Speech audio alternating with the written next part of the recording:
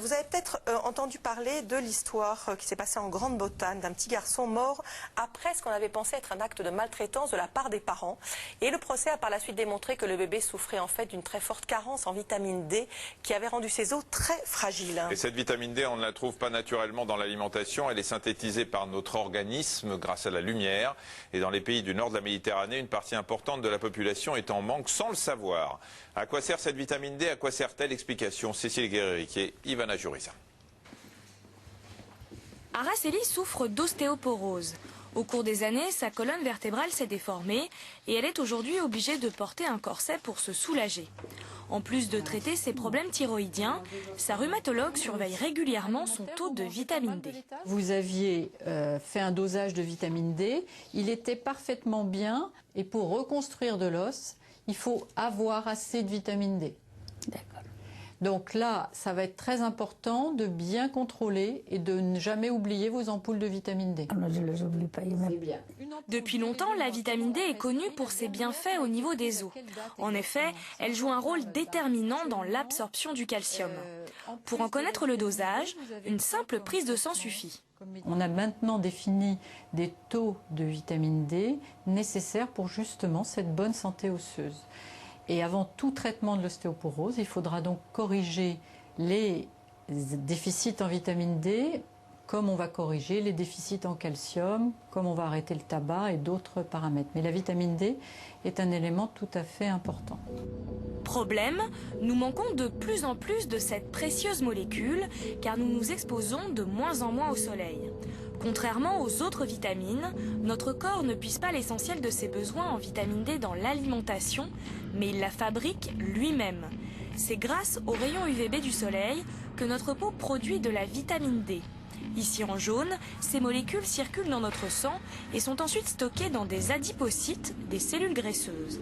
Dans les pays du Nord, comme en Europe ou aux États-Unis, notre exposition au soleil est limitée et ne nous permet pas de produire suffisamment de vitamine D.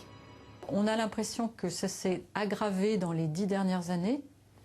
Il y a plusieurs explications. L'augmentation de la sédentarité, l'obésité, parce que les obèses ont besoin de plus de vitamine D, ils le stockent dans leurs cellules graisseuses, et également l'utilisation des crèmes solaires qui est une très bonne chose, mais qui va réduire la synthèse par la peau de la vitamine D. Ce qui est bien dommage, car en plus de ses bienfaits osseux, la vitamine D aurait d'autres avantages non négligeables. Depuis quelques années, on s'est aperçu que l'insuffisance en vitamine D était associée à de nombreuses pathologies. Les cancers, le risque de mourir de certains cancers, les événements cardiovasculaires, le diabète, les infections, les maladies auto-immunes, etc. Et en fait, on s'est aperçu que la vitamine D pouvait agir localement au niveau de nombreux tissus, autres que l'os, et réguler une foule de choses au niveau de ces tissus. Pour pouvoir prouver le lien direct entre un fort taux de vitamine D et le bon fonctionnement de nos organes, une étude vient tout juste d'être lancée. Comme la majorité des gens en Île-de-France, vous êtes peu exposés au soleil et souvent carencés en cette vitamine, et c'est votre cas.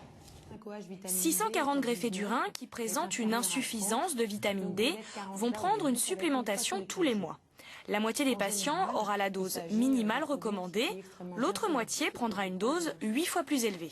Il s'agit d'une population qui est plus à risque de faire des complications cardiovasculaires, de cancer et de survenue de diabète. Ça permettra d'avoir des informations dans un délai beaucoup plus rapide que sur des patients qui auraient été pris dans la population générale. Ces patients seront suivis pendant 2 ans, le temps minimum nécessaire pour pouvoir observer si les participants survitaminés présentent moins de pathologies que les autres. Si nous arrivons à démontrer que l'insuffisance en vitamine D expose à un surrisque de présenter un cancer, un événement cardiovasculaire, un diabète, voire même un décès, il est bien évident que, en termes de santé publique, nous serons obligés de revoir les politiques de soins, puisqu'il s'agit de médecine préventive, dans le fond, peu coûteuse et relativement simple. Avec un prix inférieur à 2 €, cette simple ampoule va peut-être devenir notre nouveau geste de prévention santé. Alors attention, c'est pas parce qu'on a une insuffisance en vitamine D qu'il faut se mettre au soleil ni prendre un abonnement dans une boutique d'UV. Il vaut mieux se supplémenter plutôt que de risquer un cancer de la peau. Voilà ce que disait Robert Cohen, effectivement. C'est vrai qu'on met les bébés à l'abri du soleil, mais du coup, il vaut mieux les supplémenter. Voilà.